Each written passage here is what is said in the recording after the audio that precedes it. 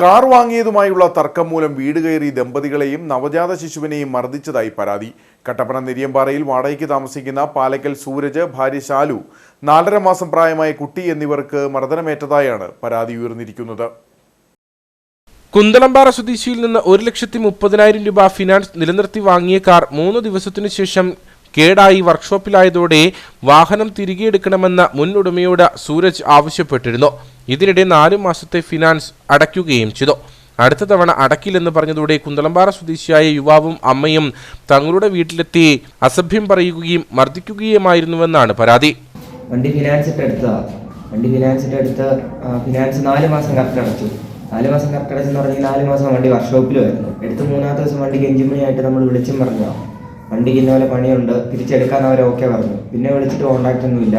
4 മാസം ഫിനാൻസ് നമ്മൾ അടയ്ക്കുന്നു. 5-ാം മാസം നമുക്ക് പറ്റത്തില്ലെന്ന് പറഞ്ഞു കഴിഞ്ഞപ്പോഴത്തേനും ഒരു വീട്ടിൽ വന്ന് ആദ്യം ഇവിടെ ഡോറ് പറഞ്ഞു, ഇവിടെ പിടിച്ച് തള്ളി, കൊച്ചു കയ്യിലിരിക്കുക, കൊച്ചിനെയും പിടിച്ച് തള്ളി, കൊച്ചിൻ്റെ തലയിടിച്ച്, കൊച്ചിൻ്റെ തലയുടെ പുറകിട്ടൊക്കെ അടിച്ച്. ഇത് കണ്ടുകൊണ്ട് ഞാൻ വരുമ്പോഴത്തേനും ഇവരെന്നെ വലിച്ചവിടെ ഇട്ട് പിന്നെ ഇടിയാ. ഇത് കേസ് കൊടുത്തിട്ടിരുന്ന ഓൾറെഡി വണ്ടിയുടെ പ്രശ്നം. ഇപ്പം പിന്നെയും കേസ് കൊടുത്ത് അവിടെ സ്റ്റേഷനിൽ മൊഴിയെടുക്കാനും ആരും വന്നിട്ടില്ല.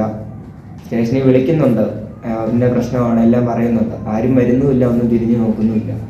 അമ്മയും മോനും ഇവർ രണ്ടുപേരുടെ വീട്ടിൽ വന്ന് കുറേ നേരം ബെല്ലടിച്ചു. ഇവരെന്നിട്ട് സ്റ്റേഷനിൽ കൊടുത്തേക്കുന്ന മൊഴി എന്ന് പറഞ്ഞാൽ നമ്മൾ വിളിച്ചു വരുത്തിയെന്നാ.